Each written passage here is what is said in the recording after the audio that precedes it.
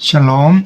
자, 오늘은 시편 119편 33절에서 40절 말씀을 보겠습니다.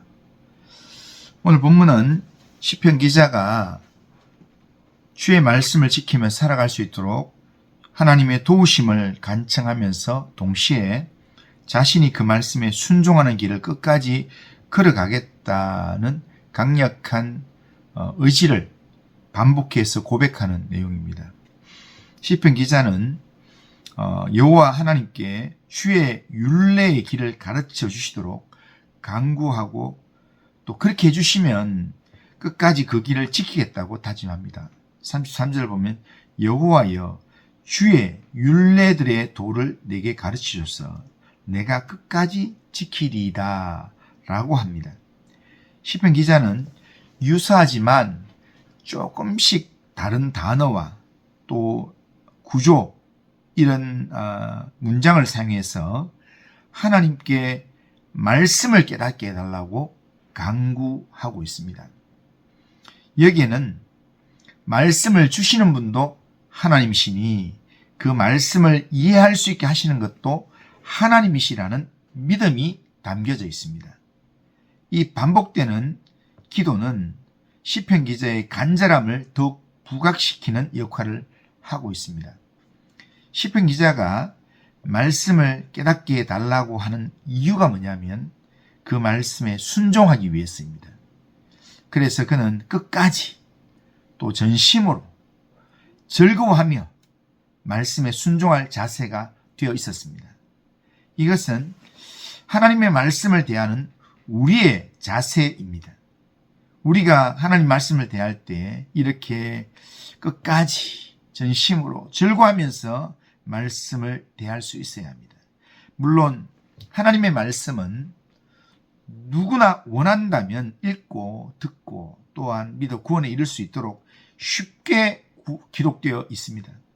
하지만 아무리 쉬운 말씀이라도 이 말씀은 순종하려는 의사가 없는 사람, 기쁨이 아닌 지겨움과 억지로 말씀 앞에 나온 사람들에게는 그 모든 비밀을 가르쳐주지 않는다는 겁니다. 하나님을 하나님으로 바르게 인정하는 사람만이 하나님의 말씀을 바로 이해하고 따를 수 있습니다. 그렇기 때문에 우리가 하나님의 말씀에 순종하려는 그 믿음 가지고 하나님을 하나님으로 인정하면서 그렇게 하나님의 말씀에 귀를 기울여야 하는 겁니다. 그리고 시편 기자는 오늘 본문에서 온전히 하나님의 말씀에만 집중할 수 있게 해달라고 간구하고 있습니다. 36절에 37절을 보면 내 마음을 주의 증거들에 향하게 하시고 탐욕으로 향하지 말게 하소서. 내 눈을 돌이켜 헛하는 것을 보지 말게 하시고 주의 길에서 나를 살아나게 하소서라고 기도합니다. 사실 우리가 하나님의 말씀을 제대로 집중하지 못하는 가장 큰 이유가 뭡니까? 우리가 하나님 말씀 제대로 집중하지 못하는 가장 큰 이유는 우리의 마음과 눈이 쓸데없는데 지나치게 집중하고 있기 때문입니다. TV에 나오는 여자 가수들의 선정적인 몸짓이나 정치인들의 선동적인 말이나 또 인기 있는 드라마의 그런 대사나 줄거리 그런 데는 우리가 열광하면서 우리를 향한 하나님의 뜨거운 사랑의 말씀에는 좀처럼 반응하지 않는다는 겁니다. 성공이니 즐거움이니 쉼이니 하는 것에는 집중하면서도 우리가 처한 현실에서 하나님의 백성으로 살아가는 것이 어떤 것인가를 고민하는 데는 별로 신경을 쓰지 않습니다. 한 날만 지나도 잊어버리게 될 그런 것들을 바라보느라 그런 것들을 생각하느라 영원한 것을 바라보지 못하고 있다는 것입니다. 우리의 마음과 눈을 헛된 것에서 돌이켜야 합니다. 그리스도인이 된다는 것은 단지 교회 예배에 출석하게 되었다는 것을 의미하는 정도가 아닙니다.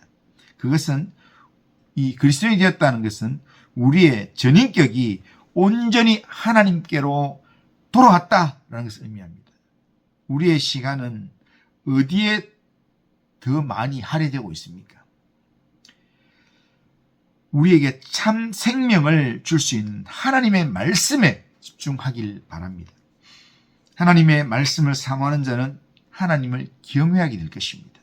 그리고 두려워하는 비방에서 떠나게 될 것입니다. 비방이 떠나갈 것입니다. 그리고 주의 의로 살게 될 것입니다. 누구에게? 하나님의 말씀을 사모하는 자에게. 하나님의 말씀을 사모하며 하나님의 말씀을 의지하는 자에게 하나님이 함께 하셔서 비방이 떠나가고 주의 의로 살아나게 하신다는 겁니다. 하나님 말씀을 사모하는 자에게 하나님께서 그렇게 응답하신다라는 겁니다. 말씀을 바르게 깨달을 때 우리는 말씀에서 하나님을 경외함을 배울 수 있습니다. 그래서 하나님을 경외하는 삶을 살게 된다는 겁니다. 하나님은 하나님을 경외하는 사람들 위험에서 건지시며 또 지혜를 주시고 악에서 떠나게 하십니다. 말씀을 읽음으로 하나님을 경외하는 사람들을 하나님은 지키십니다. 또 말씀 읽고 순종하는 사람들에게 비방이 떠나가게 됩니다. 하나님의 선하신 말씀을 따라 사는 사람이니까 이는 자연스러운 일입니다. 하나님이 그를 도와주신다는 겁니다. 많은 그리스도인들이 비방을 받고 욕을 먹는 이유가 무엇입니까? 세상이 우리를 미워해서 우리를 비방하고 욕하는 이유도 있지만, 그러나 그 실제적인 모습 속에서는 기독교인들이 세상의 기준으로 보아도 선하지 않는 삶을 살고 있기 때문입니다. 그리고 이것은 다시 말씀에 충실하지 않은 삶을 살기 때문이라고도 말할 수 있습니다. 말씀을 부지런히 읽고 또 묵상하는 사람들은 늘 자신의 부족함을 되돌아보고 하나님의 선하심을 따라 살려고 노력하게 되어 있습니다. 때문에 베드로는 우리가 선하게 살면 우리를 욕하는 그들이 도리어 부끄러움을 당하게 될 것이다 라는 말씀을 하기도 했습니다. 그러나 하나님의 말씀을 사모할 때 우리에게 주어지는 무엇보다도 큰 복은, 하나님의 말씀을 사모할 때 우리에게 주어지는 복은 하나님의 의로 말미암아 우리가 살게 된다라는 것입니다. 이미 시편 기자는 앞에서도 우리의 눈을 헛된 것으로부터 돌려서 주의 길을 따라갈 때 생명을 얻게 될 것이다 라고 말한 바가 있습니다. 주의 말씀을 사모하는 이들은 하나님 주시는 참 생명, 영원한 생명을 얻을 수 있습니다. 하나님은 말씀을 귀하게 여기고 말씀에 순종하려고 애쓰는 사람들에게 은혜를 주십니다. 하나님이 말씀 순종하는 자에게 예비하신 그런 은혜를 누리게 하신다는 겁니다. 그러기에 주께서 말씀으로 명하신 계명의 길을 행할 수 있도록 주의 도우심을 간구하는 삶을 살길 바랍니다. 그리고 하나님의 말씀을 굳게 붙들고 하나님의 말씀을 의지하는 삶을 살아가길 바랍니다. 주여, 나로 주의 길로 행하게 하소서. 그렇게 기도하면서 오늘도 살아가는 우리 모든 성도님들 다 되시기를 주님의 이름으로 축원합니다. 기도합니다. 거룩하신 하나님, 오늘도 우리의 주어진 삶에 하나님의 말씀의 인도함을 받길 원합니다. 하나님, 세상 헛된 것에 우리의 마음을 빼앗기고 엉뚱한 것에 하나님 우리의 시선이 빼앗기는 것이 아니라 하나님의 말씀에 우리의 마음을 두고 주의 말씀으로 나를 인도하여 주옵소서. 주의 말씀으로 나를 깨닫게 해 주옵소서. 주의 길로 나를 인도하여 주옵소서. 말씀으로 하나님 나를 붙들어 인도하여 주옵소서. 기도하며 말씀의 인도함을 받는 믿음의 삶을 살도록 인도하여 주옵소서. 주의를 믿음으로 준비하며 주님의 은혜를 사모하며 말씀을 사모하는 자로 하나님 오늘도 살아가도록 인도하여 주옵소서.